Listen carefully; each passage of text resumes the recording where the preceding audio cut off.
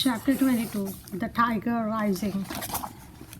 You got out in the woods with that girl again? His father asked as soon as Rob stepped into the room. Yes, sir, said Rob.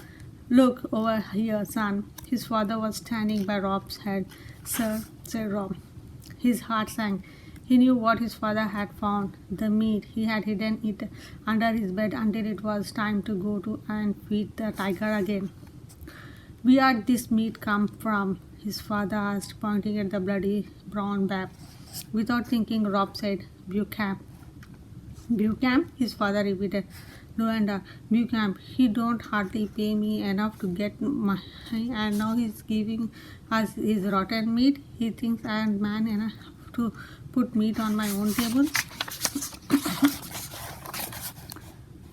Rob wanted to say something, but then he thought Buchan held his tongue.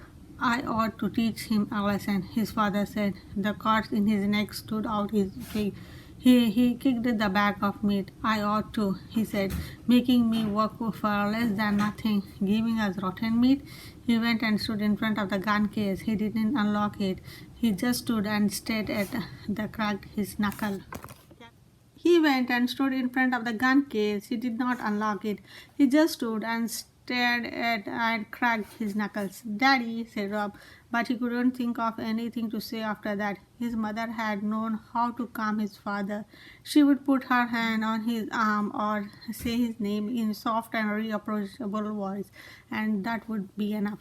But Rob didn't know how to do those things. He stood for a minute more, and then he walked over his Rob wanted to say something, but then he thought of Buchan and held his tongue. I thought to teach him a lesson, his father said. The cords in his neck stood out like twigs. He kicked the bag of meat. I ought to, he said, making me work for less than nothing and giving us rotten meat. He went and stood in front of the gun case. He did not unlock it. He just stood and stared and cracked his knuckles. Daddy, said Rob, but he couldn't think of anything to say after that. His mother had known how to calm his father. She would put her hand on his arm or say his name in soft and reapproachable voice, and that would be enough. But Rob didn't know how to do those things. He stood for a minute more, and then he walked over his bed and grabbed a piece of wood and his knife.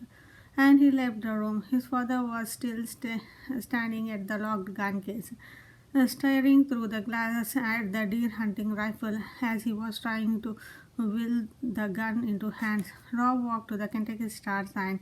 He sat down underneath it and leaned up against one of the cold, damp poles and stared at work on the woods. But his head was too full of his father's anger and Sistine's tears. He could not concentrate.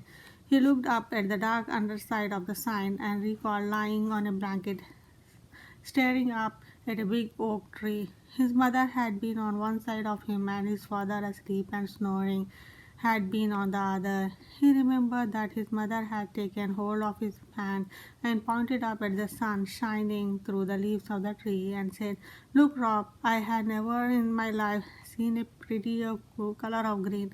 Aren't it perfect? Look, Rob, I had never in my life seen a prettier color of the green. Aren't it perfect? Yes, ma'am, he said, staring at the leaves. It looks like the original green, the first one God ever thought of. His mother squeezed his hand hard. That's right, she said. The first one God ever thought of. The first ever green. You and me, we see the world the same. He concentrated on that green.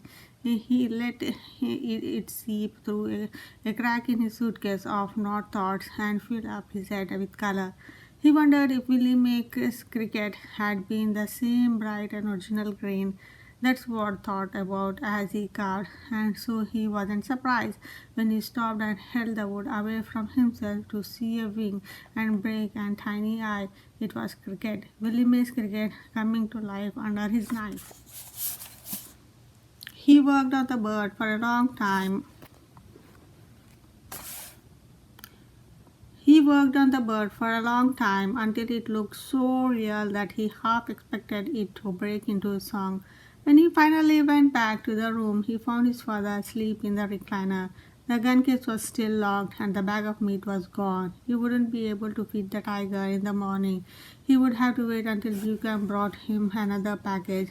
Rob went and stood over his father and stared down at him. He looked at his heavy hand and the bald spot on his nodding head. He was memorizing him and trying at the same time to understand him, to make some sense out of him, out of anger and his quiet, comparing it to the way he used to sing and smile when his father jerked awake. "Hey," he said. "Hey, Rob," said back. "What time is it?" "I'm unsure," said Rob. "Late, I guess." His father said, Go on and get me that leg medicine." Rob brought him the tube of medicine. Outside the motor room, the world creaked and sighed. The rain started in again, and his father's hands were gentle as he applied the ointment on the Rob's leg.